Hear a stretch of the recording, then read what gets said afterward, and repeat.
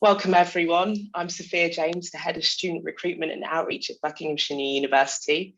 I'm really delighted to now introduce Andy Forbes. Andy did his teacher training at Manchester University and began his career as a secondary school English teacher before making the transition to further education by joining Manchester College.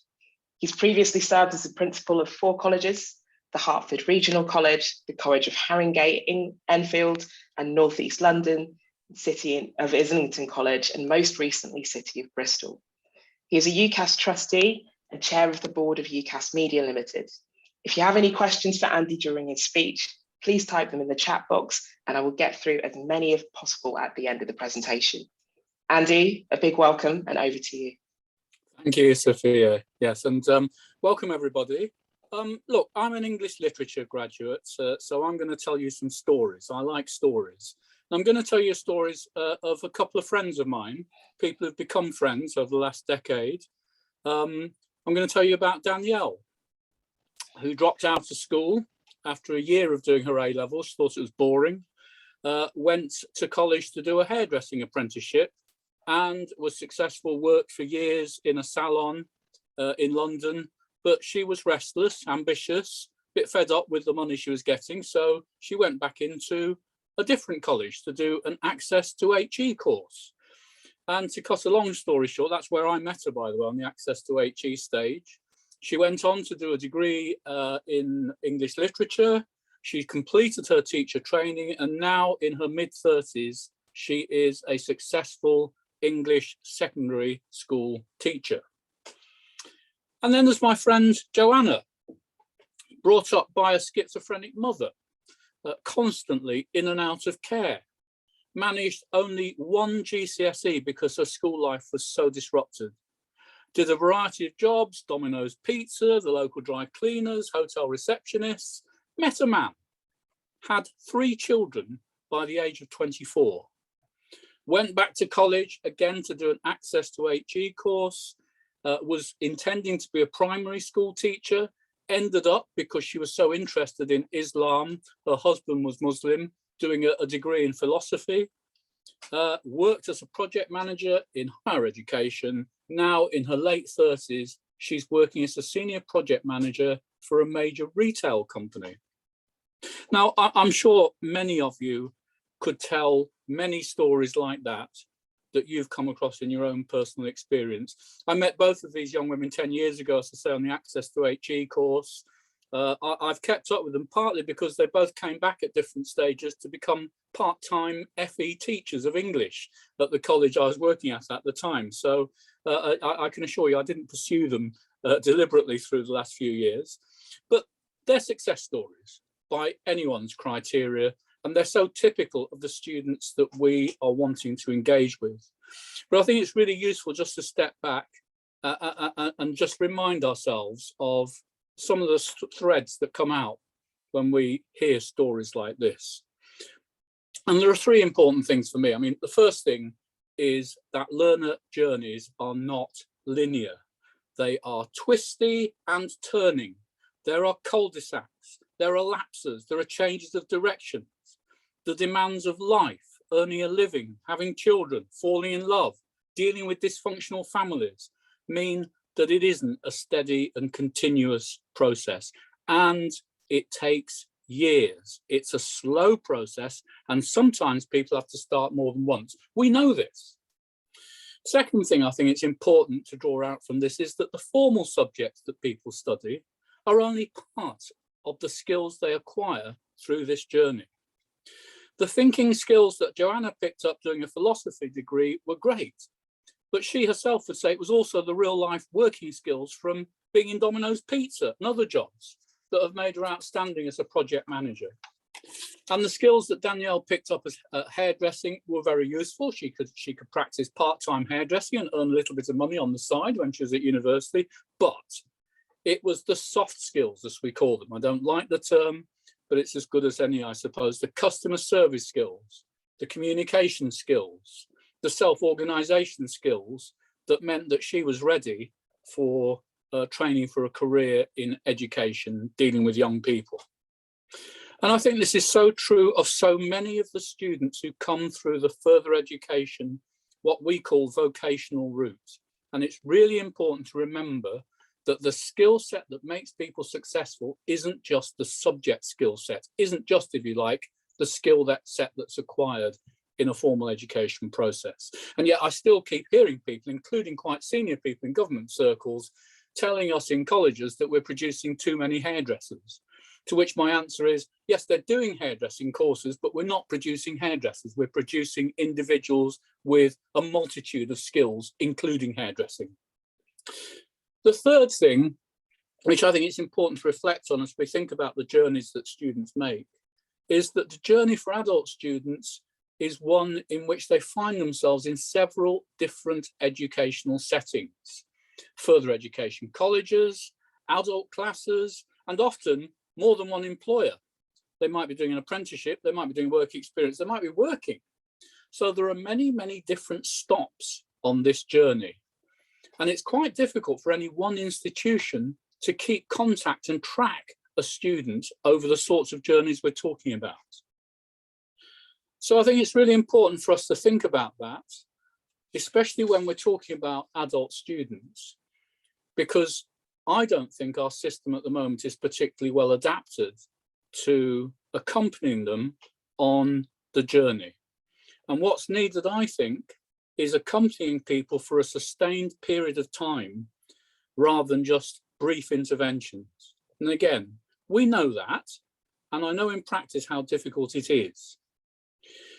Further education students, adult students, students from BME backgrounds tend to have less confidence than others.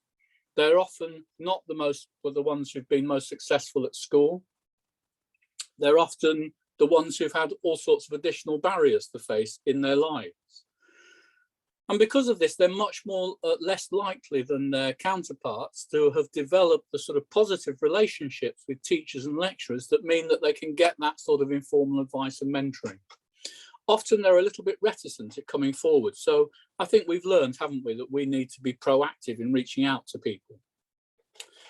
And of course, for Black, Asian, ethnic minority students, as with many others, there are so many factors involved in choosing the path which are not to do with learning, to do with your own sense of self-identity, to do with your own cultural and religious needs. And I was reading just a couple of weeks ago on the BBC websites of young people talking about their choice of university, and several of them from Black backgrounds saying, look, it's not just the university and the quality of its teaching and learning, it's whether I feel that I, as a person of colour, am going to fit in to that university. So even if it isn't the university that looks like it's the best in terms of league tables, I might well go for something else because that's what concerns me. And there was also a young woman who was saying she doesn't want to be a token woman in a university that doesn't recognise her because she wants to do a subject that is not a standard female subject, if you like. And let's not forget that many students, I've talked about success stories, but many students aren't necessarily successful. The ones we tend to maintain contact with do tend to be the successful ones for a variety of reasons. But I'm always uncomfortably aware that there are lots and lots of students who disappear. They go into some sort of grey area, maybe working, maybe they're doing well. We just don't know because we've lost touch with them. They're no longer in contact with the learning institution. And we know that for many people, there may be very long gaps, as I think we'll hear from our adult panel later, where that might be the case. They're not actively in touch with the learning institution, and yet they're still trying to make something on their life journey.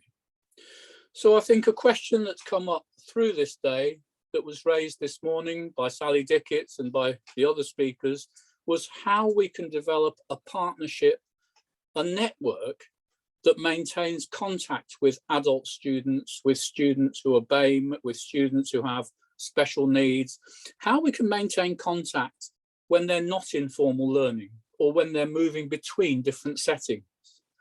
And this points to the importance of partnership and perhaps even a broader partnership than we normally think about. Perhaps something that could also involve employers and community settings.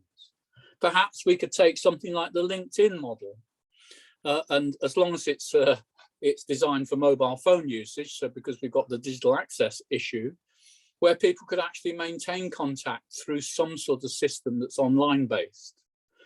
And I do think that the lifelong learning entitlement that is now being discussed as part of the skills and education bill going through Parliament, that is due to start from 2023, is an opportunity not just to build a lifelong funding and finance system, but a lifelong careers and IAG system that goes alongside it as well. So just finally, I think, again, it's worth reminding ourselves, it's not just about communicating with the learner. I think that we're getting better and better at that sort of communication. But I think the real task for us is thinking from a learner perspective, from the perspective of an adult learner who's not started with any advantages in life, and how we can shape our service, the way we operate, the way we work with each other, to better fit the needs of people like my friends Joanna and Danielle and all the others that you will be supporting day in, day out through this service. Very good name, by the way. I think the UniConnect is a good name because I think that's what it's all about. It's all about connection, connection with the whole person, and connection not just once, but over a period of time, continuous connection. Thanks very much. I'm very happy to take any questions from people.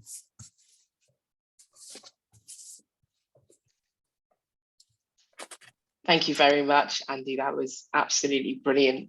I did have a question for you just to kick us off, actually. You mentioned self-identity and kind of religious and cultural beliefs. I was just wondering if you could expand a little bit more about how that can affect the decision-making of older students. Well, there's so many different ways. I mean, one thing that you come across straight away when you're working with Muslim communities is that for many of the young women, rightly or wrongly, the decision to study away from home is a much bigger one. They will tend to want to study and be able to maintain contact with the family.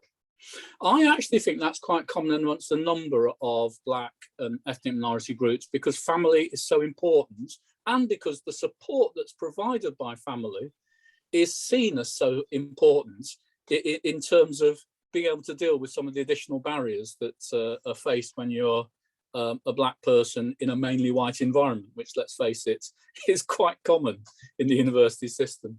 So I think there are a couple of reasons like that. I also think simple things we've looked at, when you look at things like the BME attainment gap, you know, the sorts of foods that are on offer at university, the sorts of cultural events, the societies, etc. There's a whole way in which that learner experience isn't quite suited in various ways to what someone from a different cultural or religious background might want. Some aspects of it maybe, but I think we've got to continuously have a look and say, what does this look like from the point of view of someone who may not share the same cultural assumptions that we do? I completely agree with that. Yeah. I remember going to a university and thinking it was overwhelmingly white, and it just didn't feel like home to me. Even simple things as, you know, where might I get my hair done, where might I get food that I like, just feeling at home and belonging is really crucial. I've got another question for you, Andy. How do you think university and UniConnect outreach teams should amend their offer to accommodate further education students? Well, I think I've already hinted. I think there's something about that partnership. I think Sally Dickett's made that point very strongly. I actually think it's sad that to some extent university and further education partnership has fallen apart somewhat. I think we need to remember we're all in this education system. Yes, we're all different bits of it, but schools, colleges, universities and adult education settings should be constantly investing in the sorts of dialogues and discussions that mean that we can talk to each other continuously. And certainly one bugbear of mine is I think we all have different information systems. I'd really love to see some more work being done on integrating the sorts of information systems so that if someone moves from one setting to another, we're not having to start all over again as if they're suddenly representing themselves. I know there's a challenge. I think we were beginning to make a start with it when the old connection service was running, which is quite a long time ago now. I really do think we need to get back onto that more joined up, that partnership working backed up by a more joined up information sharing system. So important. I think that's a great idea. And what outreach activities do you think would benefit adult learners?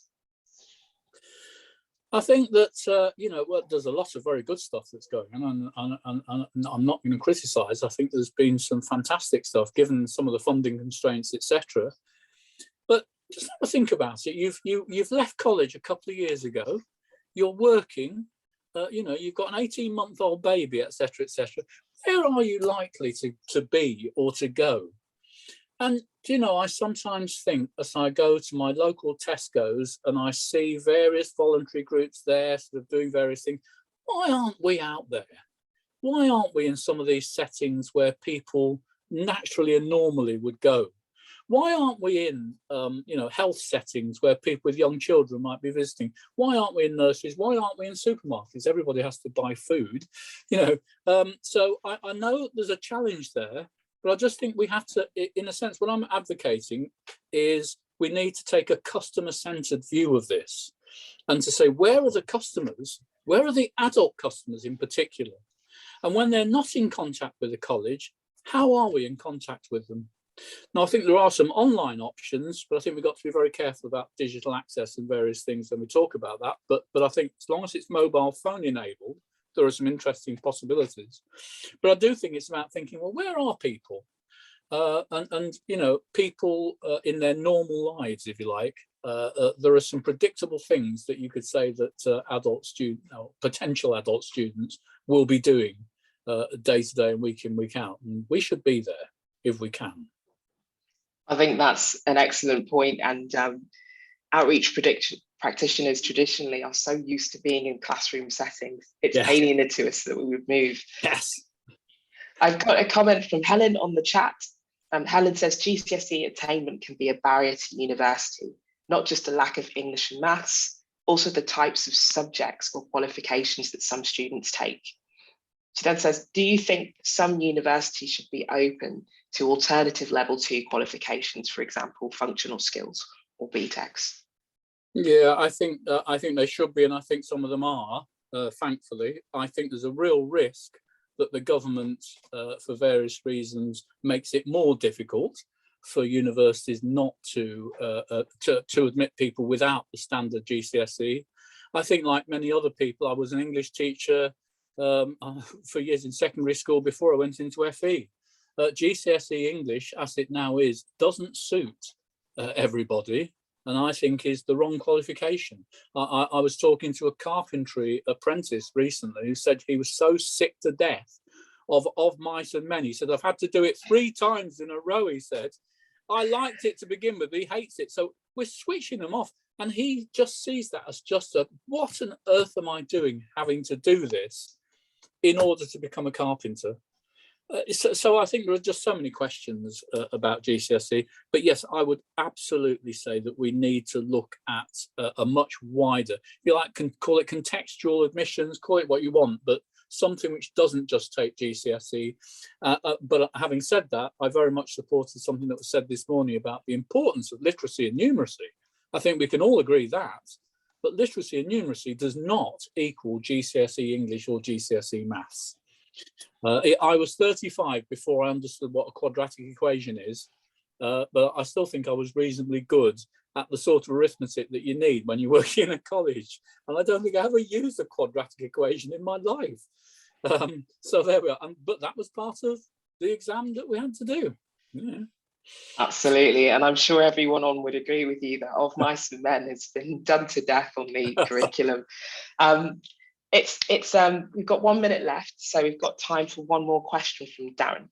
He says that white males from working class backgrounds are underrepresented in higher education. So the statistics are also showing this. How can we address this? And are parents and carers the key to engagement? Yeah, well, I think it's a very particular thing. I mean, I'm old enough to remember a time, I grew up in Birmingham, when you could walk out of school at 16, get yourself a decent job in the car industry or in something related, and earn enough to be, living in your own place, etc. That world has gone, leaving working class boys in particular without what you might describe as a traditional route towards success. Now, there were limitations with that. So I think there's a real big problem. I think the issue is not necessarily trying to push them into higher education early, but making sure the door is open later on. Because I think there is something from a working class background, and this applies across ethnic groups, money is important. Earning money is important. It's not a luxury. You have to. And going to university and spending another 3 years not earning anything and running up a loan, even if it's only a theoretical loan, is not attractive.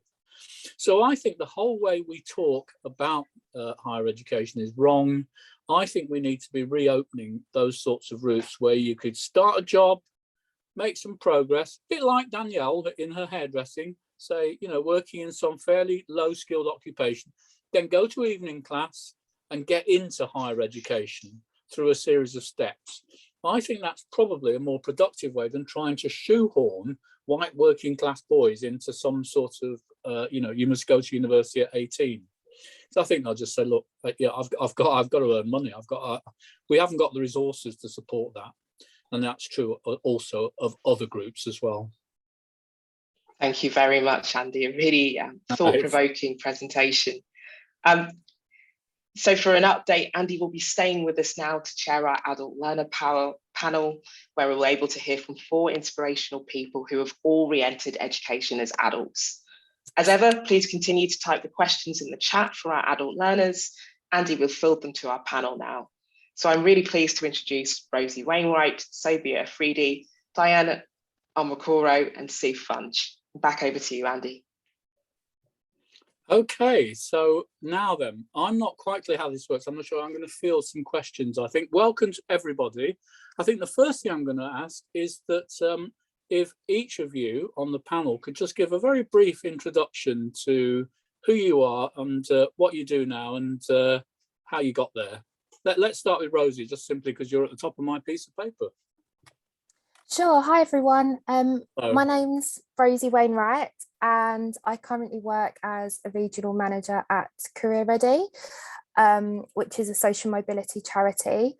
How I got here, it's a bit of long-winded, but I'll try and give it to you in a nutshell. So I went to left school. I went to sixth form, failed my A-levels. Then decided I wanted to be a photographer. Everyone had all these fancy cameras. I couldn't afford it, so I dropped out after 3 months. Went to Lewisham College and studied a BTEC in business.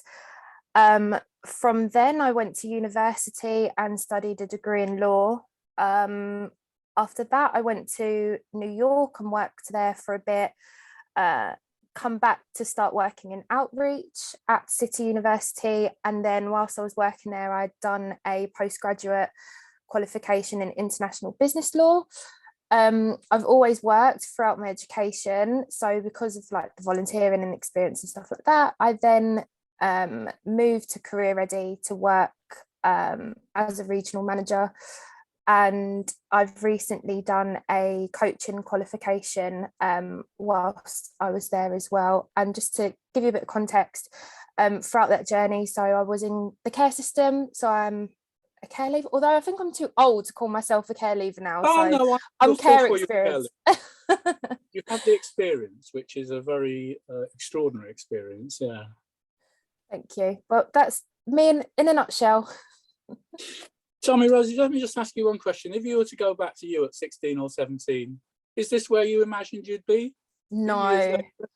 Oh my gosh, no, Andy, I think I'd be like in a gutter somewhere, if I'm honest. Yeah. Honestly, at 16, I had no idea what I wanted to do. And I guess for me, the kind of industries that I was exposed to was like hairdressing, because I had an aunt that's a hairdresser, and I'd done some work experience in a salon, absolutely hated it. The way the girls would talk about the clients when they leave doesn't really sit with me morally. Or work as a mechanic, which is like all the boys do in my family. So yeah, I had absolutely no idea what I wanted to do. Yeah, and we'll come back to that, I'm sure. But let me move on. Thank you very much, Rosie. Sobia Afridi, would you mind just introducing yourself briefly? Thank you, Andy. Yeah, so my journey is a bit different. So I was actually working at Brookes University, and I was surrounded by educated, intelligent people. And I just thought, I didn't have a very good experience at school at all. I was bullied a lot, so I missed quite a lot of school. Bullied to the point that I ended up in hospital a few times. Oh gosh. Yeah, really bad. So I hated school, didn't like any of the subjects, told I was quite stupid and thick, particularly at maths, which I particularly hated. And I remember my maths teacher, but I won't mention him. So I didn't have a good experience at school, but I managed to get a job at Oxford Brookes, and kind of worked my way up very slowly. And then I just felt the kind of need to revisit myself, if that sounds right, about getting educated, because I was inspired by a lot of people who I was surrounded by, but also annoyed by a lot of people that I was surrounded by, thinking, I could do that, I want to do that.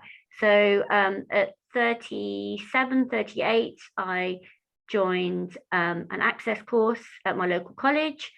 And the first week I was there, I had a maths class, and I struggled, not so much with the maths, but with the emotion of going back into a classroom and being in a maths lesson. The maths teacher guy was really good, but it made me think I was 9 again, which sounds ridiculous, but I found it quite painful.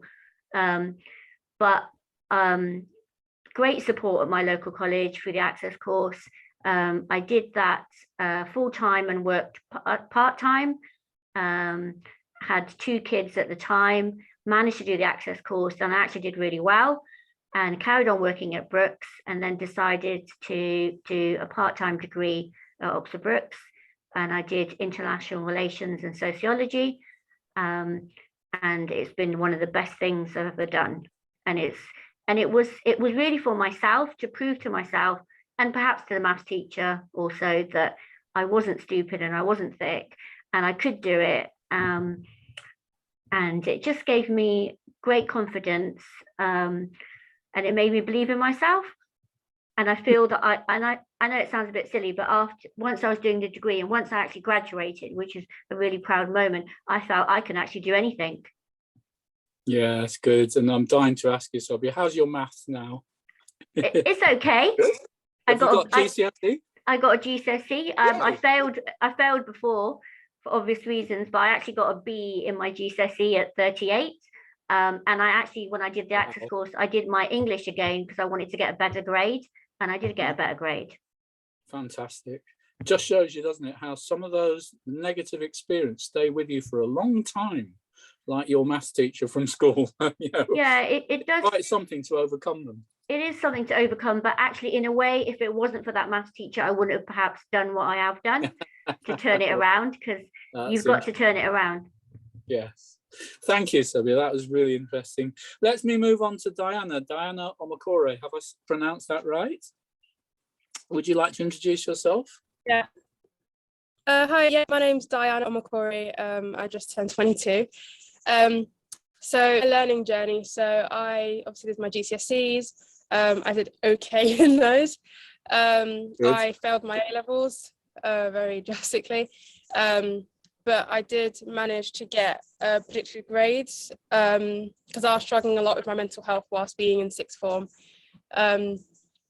So just like Rosie, I was also in care. So I'm also a care leaver. So I feel like I had a lot of challenges and barriers to overcome. So I initially wanted to study medicine, but obviously because of my circumstances and my exam results, that was not possible at the time. So I went on to university in Leicester to study medical science, graduated this year, and now I'm currently on graduate medicine entry. I'm currently studying medicine, but graduate entry. So I'm really happy about that because I managed to do as well as I wanted to in my degree.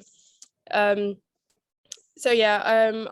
always worked since I was 16. I've always tried to just be really independent, support myself. I've been teaching since I was 16, so I do that on the side of uni. I teach English, science, maths and the piano to kids aged 4 to 17, and it's really fun. I really enjoy it, and it's really convenient as well, because with uni as well, it really fits around what I'm doing, so I'm not feeling too overworked. I do, yeah. I like volunteering as well, so I volunteer for Childline in Nottingham. That's going really well. I remember applying, I think I was 18 when I first applied. I didn't get it. But I thought, okay, I'll apply the next year, and I got it. So I was really happy about that, especially being able to sort of speak to young people and help young people that have been in a similar position or struggled during their childhood like I did.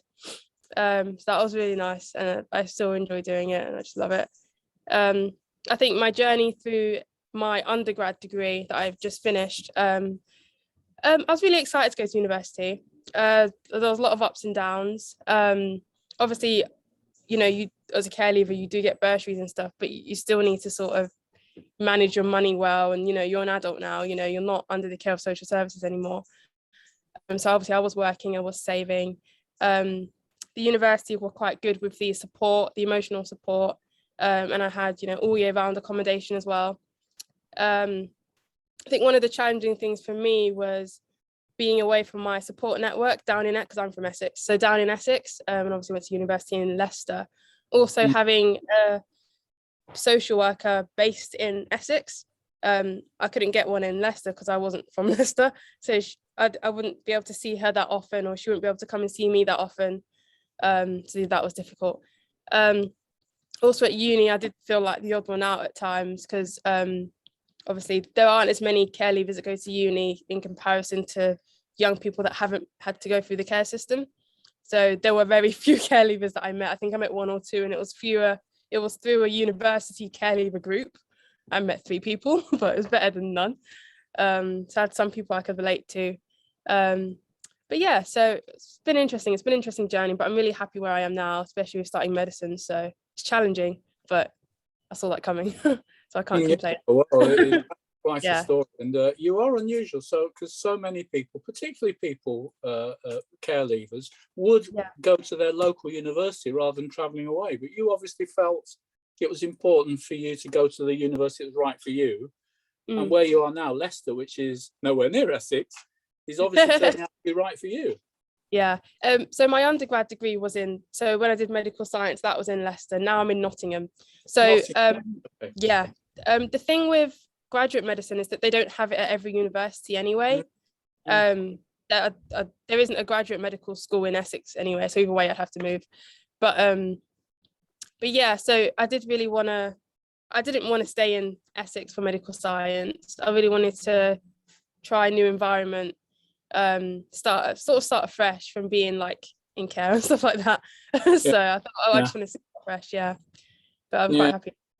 Okay, well, that's great. Now look, let me move on to our last panelist, Sue Funge. Would you mind giving us a little bit about yourself? Absolutely, and I'm very old, so my story goes back a long time. You don't look old at all. What are you talking about? Well, I was brought up on a council estate in Hampshire in the 1960s and went to a secondary modern school that had a reputation for being the worst school in the south of England at the time. And the aspirations we had for girls was to actually, if we were bright enough to be a bank clerk or a secretary, maybe work in Woolworths if we weren't, or a typing pool, and the most we could hope for was a nice man to marry who would have been in a trade, so we'd have a lovely life being married and so on. Well, my life didn't work out like that, and I ended up in my 20s feeling pretty worthless. I was in an abusive relationship. We were homeless at a point. We traveled across Europe, hitching across Europe. I lived in Morocco, living in a shed at the end of a garden with a Moroccan family. And then my parents got a call from the British consulate to sort of say, your daughter's destitute in Casablanca. Can you send money to bring her home? My parents were despairing at me by now. They thought, why am I with this man that keeps beating me up and I've been homeless and so on? But I married him to defy them. So at 29, I was married to a very handsome black man, but not a very kind black man. And I had found out I was pregnant about 6 months after we got married. And he didn't want me to have the child. So he said, now you've proved it, get rid of it. Well, that led to the end of our relationship. And I found myself being homeless at 6 months pregnant, being housed by the local council in a halfway house. My son's birth was my turning point. After a few more difficult scenarios, kidnapping and so on, I moved to Oxford and knocked on the door of the Oxford Polytechnic and said, please, can I come and study? Because I'd always wanted to, but I felt I probably wasn't clever enough. But my son gave me a confidence that I'd not had before.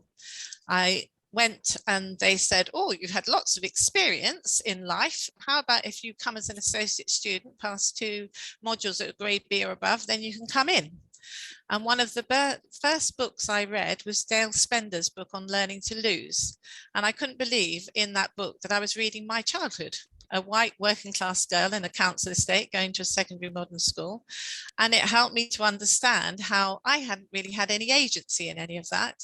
I'd adopted all those self-limiting views of myself as a result of going to secondary modern school, coming from the council estate.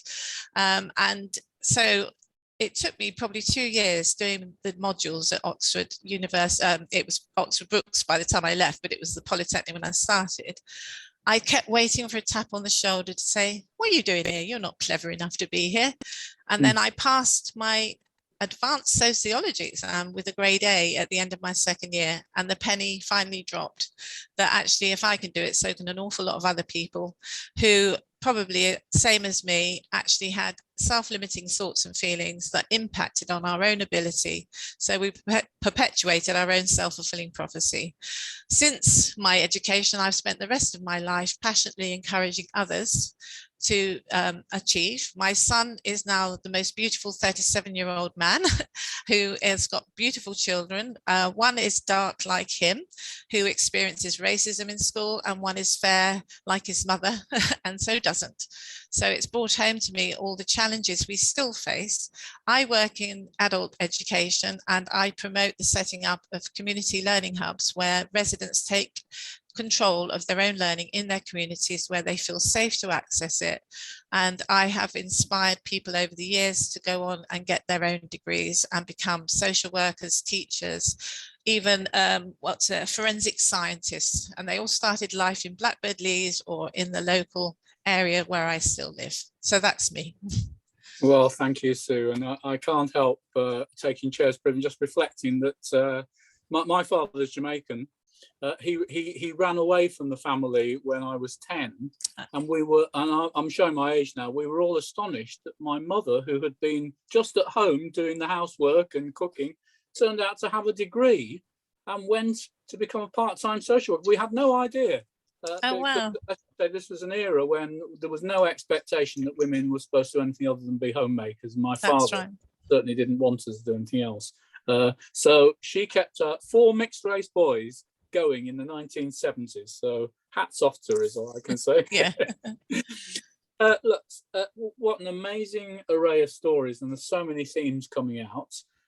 And I'm now at the stage where I think we can take some questions and see what responses we're getting. Now, I'm not quite sure how I see the questions at the moment, so I shall play for time. Now, I will ask one because it's a theme that's certainly come across to me, is you've just mentioned it, Sue, this idea of self-limiting.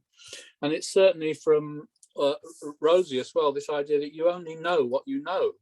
And if in your surroundings, you're with people for whom, you know, hairdressing or working in trades or whatever is the life, then how can you know what the other options are? And I do wonder from any of the panelists whether there's anything you'd like to say about what worked or didn't work in terms of what we might call broadly careers advice.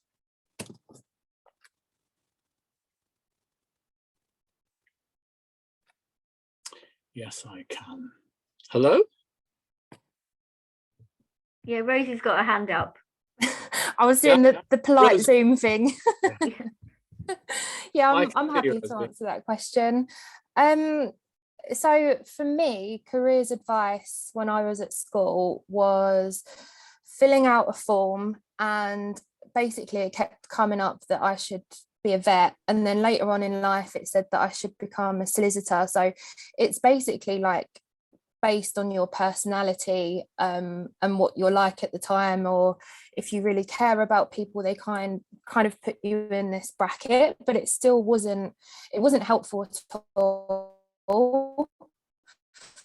And really, like, I remember my careers advisor, and I was quite naughty in school for various reasons. There was a lot of stuff going on at home. I was moving around quite a bit. So education for me,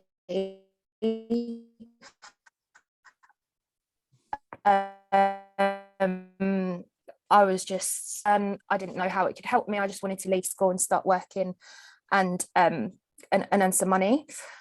But what did work was having people come in and talk to us. And there's a couple of people that have really influenced my life without even knowing. And there was a guy that came into my college who had studied a BTEC and went on to study at City University, so Cass Business School. And it was the first time, like, I kind of looked at someone who spoke a bit like me and went to the same college, and I thought, I didn't even realize that I could go to uni with a BTEC. So that was kind of the first seed that was planted. I then took part in a program, which is the Career Ready program, which I now work for. And through that, you get to network with people. And I remember I was interviewed for an internship, and the guy who interviewed me, he spoke about how his parents really encouraged him to study law, as it will open up a lot of doors. Now, obviously, we had two completely different backgrounds. I had no parents that encouraged me to study. In fact, I remember when I told my dad that I was thinking about going to university, he was like, you're going to fail. Like, why would you even bother? Because Sobia, I failed my maths GCSE about 4 or 5 times as well. So I could relate to you there.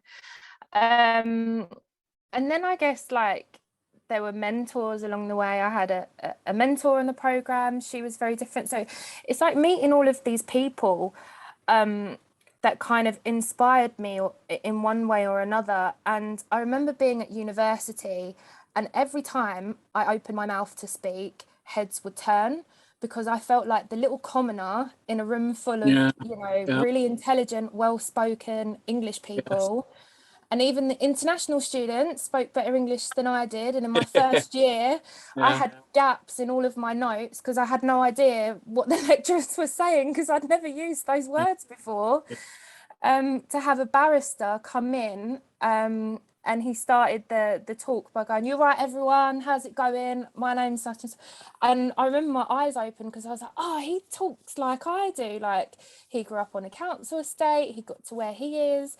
So it was those people that kind of dropped hints of, it's almost like seeing representation. That's what helped shaped my career journey, definitely, and gave me the confidence, because I wouldn't have known about how to get there or what to do otherwise.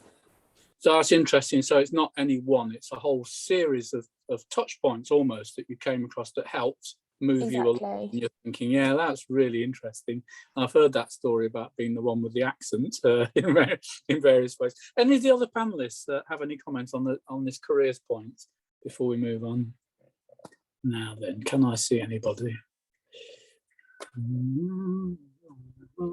Okay, look, there's another question come in, a really interesting one. If any of you were to go back, what advice would you give to your younger self that would have helped at the time? Is there anything you can think of that really would have helped you if only you'd have got it from somebody when you were, say, 18, 19, 20 at the start of the journey? Sue, I can see a hand up there. I would have told myself that actually don't take other people's opinions as if they're facts. So assumptions made, because we were the kids from the council estates, bussed in to be the failures in society. We all owned it. We carried that on our backs, the baggage. My son in his school growing up, it's like he was told, you'll never be more than a supermarket shelf filler, you know, and they're teachers, people who are supposed to be experts and so on. I realize now that actually they were biased and had opinions that didn't reflect our abilities. So I would say to my younger self, remember, it's always only someone else's opinion. Even if they're an educated person, it's still an opinion. You don't need to own it. Let's free ourselves from those kind of mental chains that we get caught up in because we think it's a fact because they have authority. So that's what I'd say. Well, thank you very much, Sue. That was really interesting. Diana, can you see your hand up? Yeah, so I think for me, when I was younger, sort of I say younger, but I'm still 18. But so that there's going to be ups and downs in life. Like, say you want to get somewhere or you want to be successful at something, that it's not always just a straight path to get there. Like, for example, for me, I had to do medical science and get a good classification in that in order to get onto graduate medicine. So yeah, I would have just said to myself that it sometimes it takes time to get to where you want to be. You can't just like be like, oh yeah, I'll do this. No, sometimes it takes hard work, and you know, you'll get there. You just got to be persistent and just confident in yourself that you'll get to where you want to be. Thank you very much, Dan. I can see Sobia, everyone wants to come in on this. And Sobia, what do you think? Yeah, I would say things similar to what Sue has said. Obviously, as I'm older as well, that I think not listening to those so-called educated teachers. For me, it was, I go back to the maths teacher, but that person did have a huge impact because he was telling me, you're not going to pass your GCSE, you're not going to do very well. And I didn't do very well. So what he was saying, I was doing. And at the time when you're younger, you don't quite understand that. It's only age kind of brings that wisdom to you. And sometimes it's too late. But for luckily, it wasn't too late. But also, I remember the careers advisor at the time saying to me, so I did go to sixth form in the end, but he was saying to me, you know, Asian girls, you know, there's no point in education for you because, you know, you're going to end up getting married really young.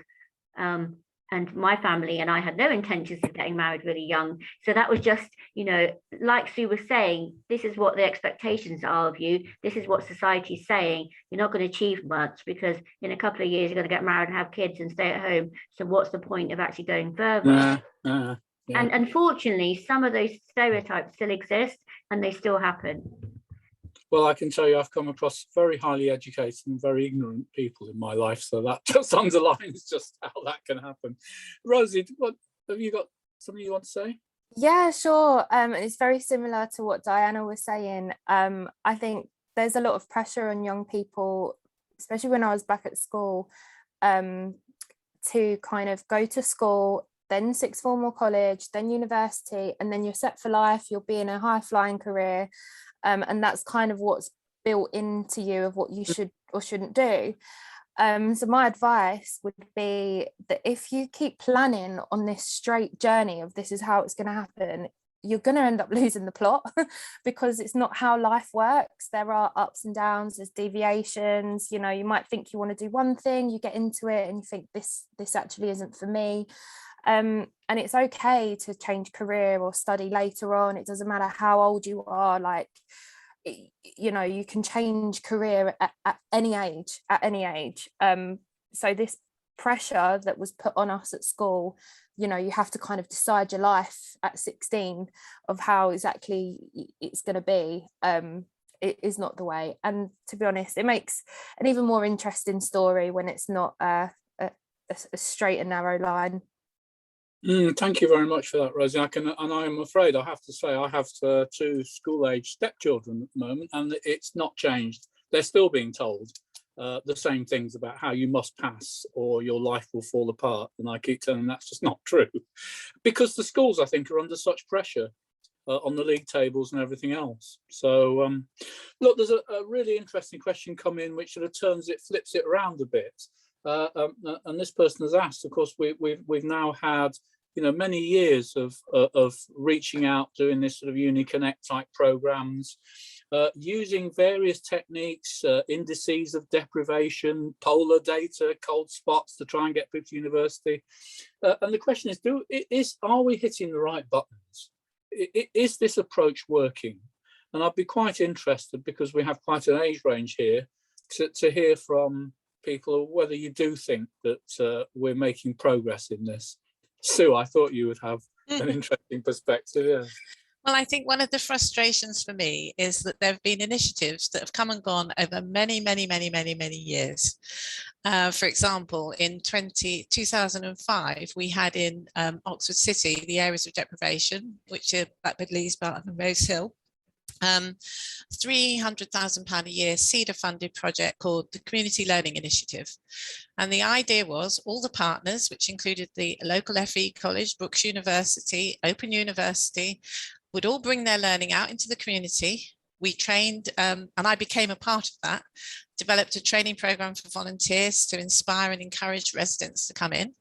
Well, after 3 years, the government changed, and it was like, sorry, that's a quango. We're not funding those sorts of things anymore. No, and no. We tried to carry on. I set up a CIC and became a community learning hub in Blackbird Leys. And initially I got funding, and then all my funding dried up. I wrote a course for Aim Hire, the predecessors of Study Hire, that was distributed across the southeast of England for Aim Hire, encouraging parents to engage in their secondary school children's education. So the course included reflecting on your own learning experiences as a parent, your own failures, why did you fail, which is how they saw themselves, not my language, to encourage them to free themselves from that kind of chains of their own self-fulfilling prophecy. And what frustrates me more than anything else is we stop, start, which is why more recently I've given the power to people in the community. Let them run their own community learning hubs. Learning providers, go to them, hear from them. What do they want you to provide? And there's been evidence shown in Rochdale on citizens curriculum, which demonstrates what impact giving residents the power to be in charge of their own learning. So stop flying in and doing to. Please come and do with and empower people. That's what I'd like to see change. Yeah, no, thanks, Sue. That's I think a very good. And the stop-start has been very frustrating, I'm sure, to everybody who's been involved in it. Rosie, are you optimistic? Do you think things are getting better? Or?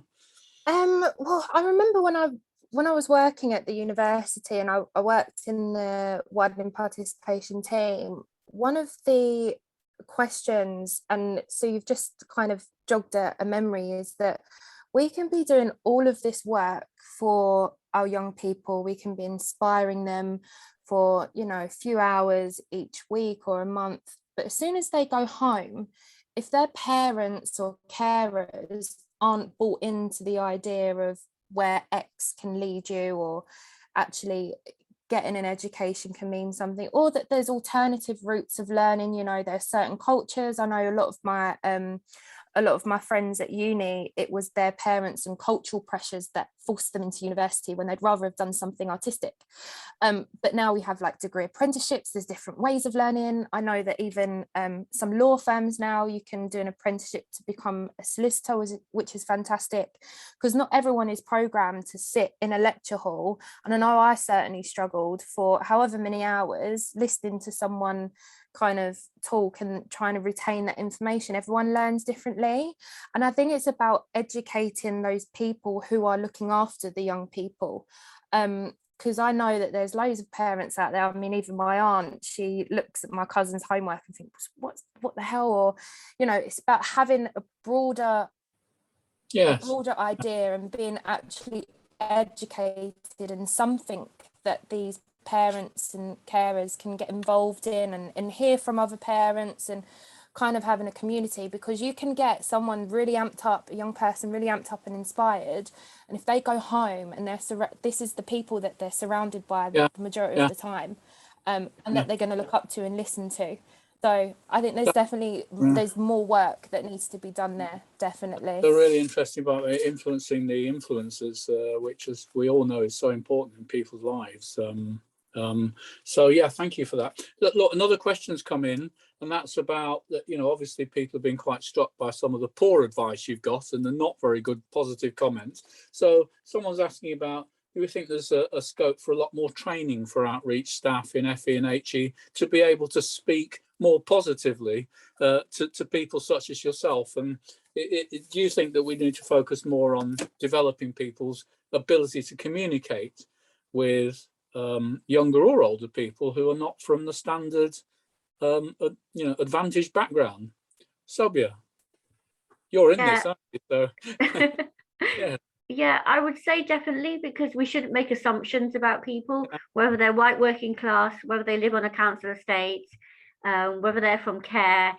So we need to be mindful of these things. I mean, I'm talking about my experience, which was a long, long time ago, so I would like to think that some of those things, people won't say them, but they certainly think them still. And, that's quite hard to change. So it's like, it's like making an assumption that Black boys in classes are argumentative, or they're angry, or they don't study, or they don't have the knowledge. And it's those it's putting those kids still in those boxes. I think that still does happen. And I think we need to understand that and be sensitive, but also listen to what students want and listen to what communities want. I mean, going back to what Sue was saying, it's great that universities go in to a community and say, let's do this and this, but actually no, step back, listen to what's happening in the community now and ask what they need. Sorry, I've answered two questions at the same time, yes, but I think it's really important. We have to be sensitive and respectful as well. Yes, yeah. And I suppose my comment would be, it's quite encouraging to see, Sobia, that you're working for Oxford Brookes, and you have been for some time. But I do wonder, and I suppose this is because I do have an interest as a mixed race person. And thank you, Sue, by the way, for some of your comments and the work you've done. I do have an interest in the issue of race and racism. Do we have enough of a variety of people? Ethnic background, people from working class background actually working as outreach or advisors. What's been people's experience of that? Diana, have you found that you've had people like yourself that you can talk to if you like? So I think it might have been just because I've grown up in a very white area. So no. So part of Essex I was in, I don't think I've ever even had a Black teacher, to be honest. And when it going to university in Leicester, they're all sort of middle class white. So yeah, that's just my experience. I'm sure if it was maybe central London, it would be different. But yeah, I can't. I don't know. Just from my experience, I haven't. I sometimes think people at my school, they used to do a whole school photograph of 700 of us, and I sometimes get it out and say, "Can you spot me? Because I'm the only one who isn't white." No, there was an Indian boy as well. So I have some sympathy with you, Diana. Rosie, what's been your experience? I guess just to for both really, for like the training and educating careers leaders or advisors, I think I'm going to flip it on its head a bit, but I think there can actually be a bit of a negative of too much training, and kind of not one person can know everything. So I think that there's other ways that careers advisors can be helped if they don't know the answer to a question, or they don't know how to support a particular individual. And that's all about having those networks and connections, whether it's with employers or volunteers or alumni from the university, or like tapping into those and having a pool of people that you can kind of reach out to and ask for advice. With representation, it's funny because I mentioned it before, having someone that might look a bit like you or talk a bit like you or is from a similar area, it does make a huge difference. And in my role now, working in social mobility, I work with a number of schools. I live in quite a multicultural area in Lewisham, so most of my schools are based here, and I know I'm very self-aware, like I can go in and talk to a bunch of students and tell them about my journey in foster care and how I've managed to kind of recreate my life and I'm now a homeowner and I've done all of these fantastic things. But if I'm talking to a room full of young black males, they're not going to relate.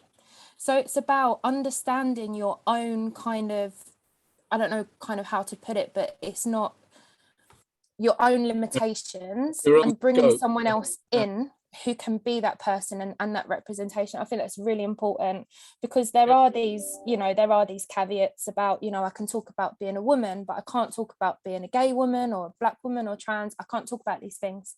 So it's about admitting when you don't know and bringing someone else in. Which means that we've got to have teams that, in a sense, represent that sort of diversity.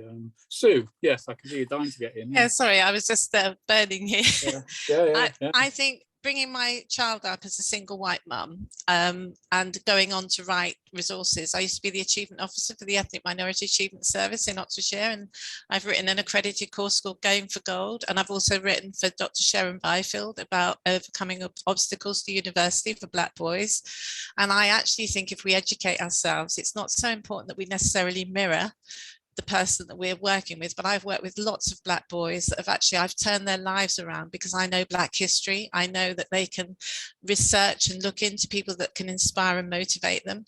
So I think it is important that we offer training. Our education system is still very biased towards white middle class, and although I sound like that posh white middle class girl, I'm not and there can be assumption, but when they get to know you, they can, and if you're coming from an authentic place where you're not giving any vibe that you're saying the right thing but you don't mean it, because people are like any animal, if you like, you can sense when somebody's being insincere.